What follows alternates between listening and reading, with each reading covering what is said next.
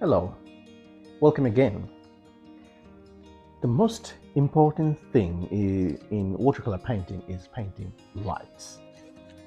And the lights become very fascinating. It's become very luminous in autumn, especially in the autumn afternoon. It is very important whenever time of the day you are painting, even in the early in the morning or in the afternoon time, try to catch the light. I wouldn't suggest to paint exactly in the midday because even though there is so much light, but as it is a midday, you can't find the balance for shadows. So when you paint, even when you take the photograph of your reference, try to take it in the early morning or in the later afternoon. So in this video, I'm gonna show you how to paint an autumn light. I visited this place before, and it's just near in Sydney City, the place called Leichhardt, and the buildings were in the busy street, but its buildings are kind of oldish style. But most important thing is that the time of the year, it was autumn, and the time of the day, it was late afternoon. So the light was so beautifully reflecting on the buildings, and there were some atmospheric situation created just because of the late autumn and winter was coming, something like that. So let's take a look in this video how I can try to catch the light, what sort of color I'm using in this painting, and how you can try it too. It may sound like a little bit difficult, but if you follow my process, because I'm going to tell you what exactly needs to be done in which stages, and you can follow that, and I think you will get success on that one. Let's take a look into that. So this is the sketch I've done, and I tried to sketch that one in details. First I just with the fresh water, I just wet the paper, and then with ultramarine blue, just casually I'm just painting the clouds, just having some white spaces there, and adding some yellow ochre down at the bottom. And as you can see, I'm not adding any paint there, rather than pulling up those paints from the top and just filling it up, those white gaps in there, and just leaving some white spaces randomly as a cloud. The cloud, they don't need to be really well defined and specific unless they are the subject of your painting. And all the beads you can see down them, just trying to pulling them and just adding them in my painting. Just adding some raw sienna and yellow ochre for the autumn foliage, and down there yellow ochre only, just to have the sunlights. And in the building, just the sunlight is hitting on the front, so I'm just having some yellow ochre, adding a little bit of raw sienna, just having some orangish dark colors in there. And as the foliages are in the autumn time, so just reddish foliages in here and there, I'm just adding those. I will add the green one later on, but the lighter one is the reddish like orangish yellow. I'm just having them in there, and just adding some little bit of blue touch. For me, as a reference, those places needs to be darker. Remember, these blue won't be in here in the final painting, just to having some idea where my dark values will be there and the shadows will be there basically. And the roofs with the reds, I'm just adding those. And now I started adding those greens. Not everywhere, it's autumn time, not all the foliages are green, but we have some green trees even in the autumn time in Australia. I'm just adding those randomly, trying to take a look. My paper is still wet. I'm trying to take advantage of that one, so adding some green in there. And as you can see, my picture and the sketches and drawing is not exactly the same as the photograph. I don't like to do that one, imitate a photograph. I like to change things here, bits and pieces here and there. So I just kept the buildings and the streets composition and the cars and the people like in the photograph, and the main things like the shadows and autumn light like exactly like in the photograph, and on those trees, orangish trees, and the distant buildings or houses. I'm just making those up. The consistency is very important here because I'm trying to pull down the shadows all in one go. Maybe later on I will add some darker values in the shadows, but that will depend how my painting's going to be looking like exactly in the end. I'm just leaving some spaces in between those blues, as you can see, as the mark of the sunlight's like coming through the corners and through the buildings and through the empty spaces.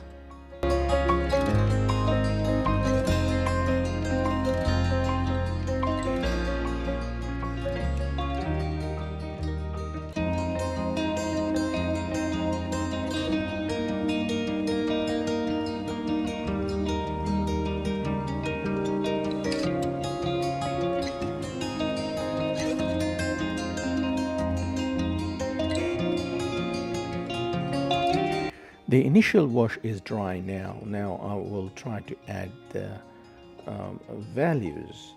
So it's a cadmium orange mixing up with a bit of yellow ochre or raw sienna. You can add both, but with a cadmium orange, just trying to have some autumn foliage. But on the top I added cadmium orange, and then with raw sienna and yellow ochre I'm just pulling those colors down, making it more lighter downwards, and then I'm slowly trying to adding the greens, but I'm very mindful about the branches, so I'm just trying, if possible, I'm trying to leave the branches to show the highlights of that one. I probably will have to scratch and find out later on with the palette knife. I'll have to do that one to find out more branches in there. And I will also try to add some darker values. I have added some little bit of neutral tint, or you can make it with the with ultramarine, adding some burnt sienna and making some darker values in there. It doesn't matter. So I'm just having those darker values down, and there's a reason behind it. There's trying to show the shadows of the trees up in there, also density of the trees, and also trying to make those cars prominent. So that's why I needed some darker and like in a deep background in there.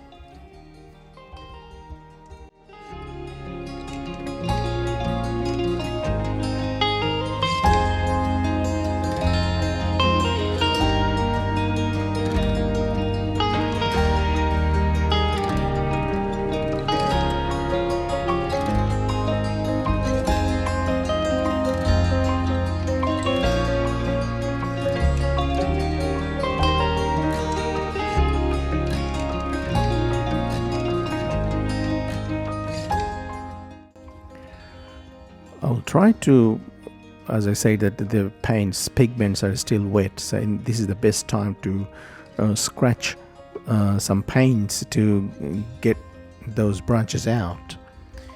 And now I will just do the foreground trees in there, just randomly, and it doesn't need to be look like exactly the tree. You just have your brush, whatever is your brush mark size. Try to do that one and have some darks as the shadows, and that will do. I'll try to do the same thing on the other side, having just pretty much simple, having some dark pigments orangish, and then I will just try to add greens slowly.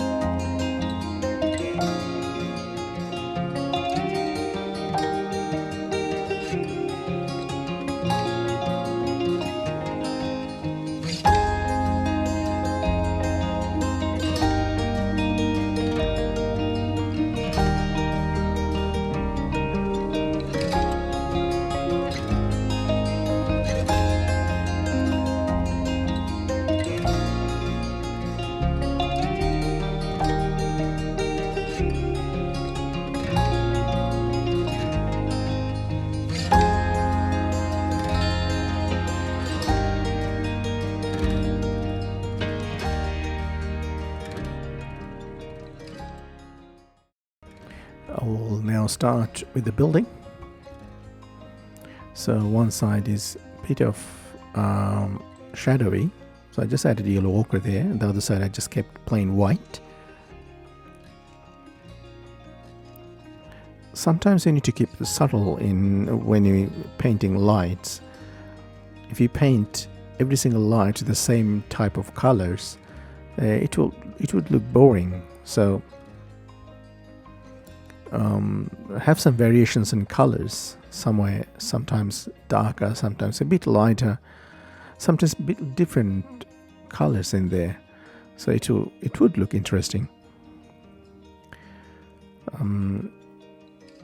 Some having just very sketchy stuff in there in the building, just randomly trying to establish my brush marks here, and trying to be a bit loosey. These are the places where I wouldn't suggest to go with in details unless you are doing some hyper realistic architectural scene. Otherwise, leave them loose as much as possible. I'm just playing with the light and darks inside the buildings, and the buildings it's not exactly what I've seen in the photos, because that's a little bit looked to me a bit boring. So I'm just having some like doors, windows, or something like that, and not specific here. There was a tree in front of the building, so I'll just try to establish that one in here. Just a winter tree, just the branches, maybe a couple of leaves, foliages there. Everywhere I'm trying to be very loose style. When I started painting, I tried to be very specific about the architectural stuff of the buildings. And if you draw just building by itself, then in the detail it may look good, but when it comes to the painting, like watercolor painting with loose style, impressionistic style, if you try to do very detailing stuff in the building, it just look a bit off. It just loses its a creative style. So be considerate about that one.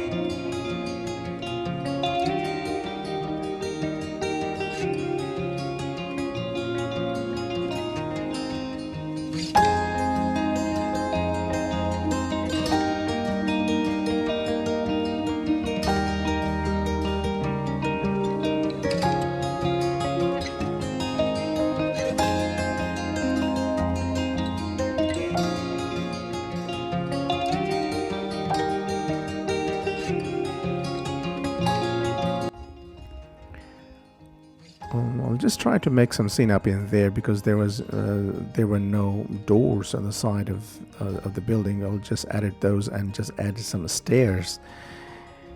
And after that, I'm gonna do the most interesting part of, other than the lights of this painting, that is painting people. The people plays very big part of this painting. Without them, these will look very dull. And the people, as you see that in the sketches, I did not actually sketch them properly. It's just some suggestion, and as you can see, I am painting now just the brush strokes, and that's it. I'm not trying to finding out what's the shirts, what's their face, what's their hand, what they're carrying, nothing. I have two actually very nice videos, if you can have a look in my playlist, about the how to paint people quickly that will look realistic. Also, there is a people drawing the free PDF there, the links in the description. Please find out. That's a pack of information there. You will find it helpful, I can tell. And also don't forget to check out those two videos about the drawing people. And I can tell if you are a beginner, you will learn a whole lot of things, and your painting will improve so much. For if you know just how to incorporate people on the painting. This is the mistake I did when I started. I painted people so meticulously, and in the end they didn't look good with the painting. They didn't match up, so it didn't pull up the whole painting together.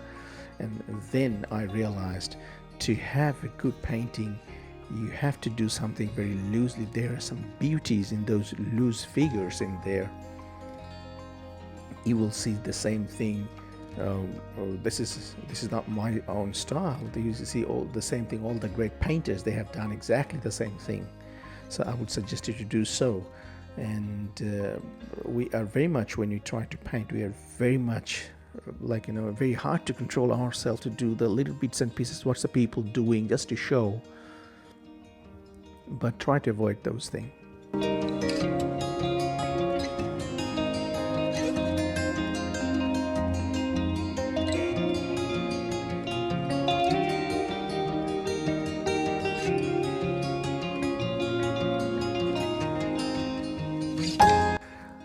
I want to have some impact of colors on the car. That's the reason I put some dark deep colors in there. I created one video you can check out in my playlist, and how to draw car in a very easy and quicker way. Unlike people, the car is also one of the important things that we need to incorporate in our modern painting. And exactly like the people, when we draw people, when you paint people, for the cars, we try to get too much in detail in there. And if you want to learn how to avoid the details and you can paint the cars quickly, check out my videos in there. I've got very nice demonstrated videos there. If you can just watch it and let me know what you think.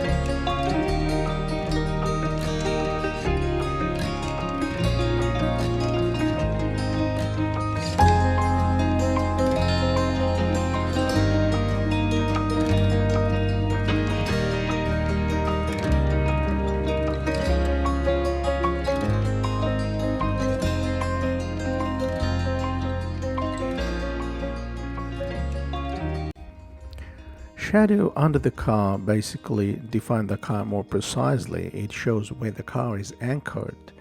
It is very important, otherwise the car will look like it is floating. So be mindful about that one. These shadows in the building I'm painting is probably there is no tree just in front of the building, but doesn't matter. You just create some drama with some shadows here and there because there are so many trees and foliages here and there, so it will make sense in the end.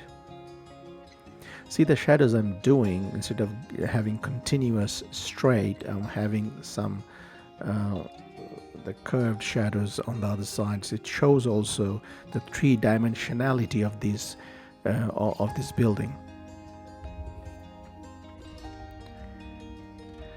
Now it's a part of the detailing. As you can see, I have picked up my very tiny rigger brush and I'm trying to do some sketchy part and here and there just to make it more lively. And this sort of scene, if you have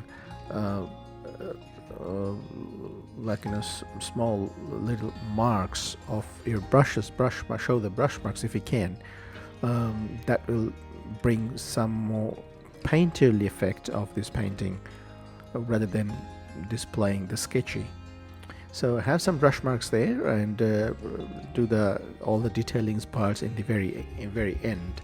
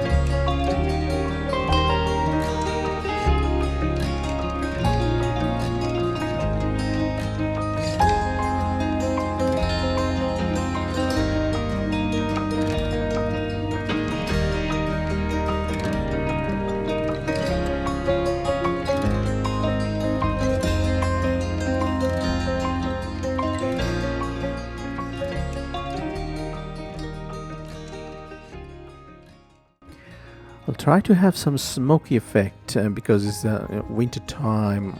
Winter is coming, autumn, late afternoon, and also the cars are there, so the smokes can be out of the car as well. So having some smoky effect and some sunlights, I'm trying to pull up some sunlights inside the shadows.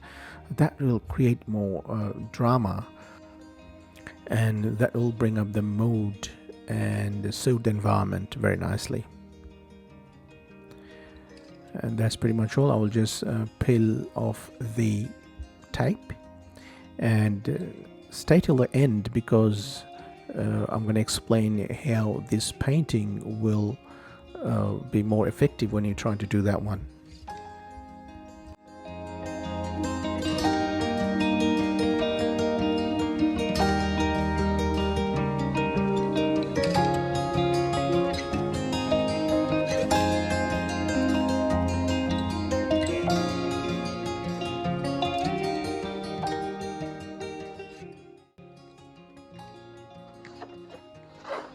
So this is the painting.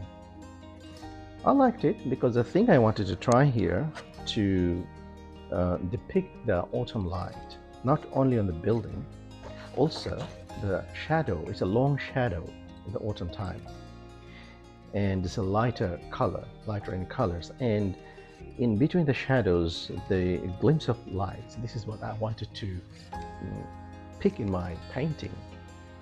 I think that was okay. So I believe you learned something in here. Try this one, or if it's too hard for some of you, you can try a very simple one, just one building, and try to have some long shadows and try to show the lights in the glimpse of the shadows. in between the shadows or on the building, something like that. And slowly you can proceed from there. So I hope you liked my video. If you like it, please consider subscribing and give this channel a thumbs up, which will help to grow. And you can follow my Instagram. It's mountain_lighthouse. I'm not very regular in there, but my good paintings or any paintings I feel like to share, I share it on there. I'll see you in the next video. Thank you very much. Thanks for watching. Bye.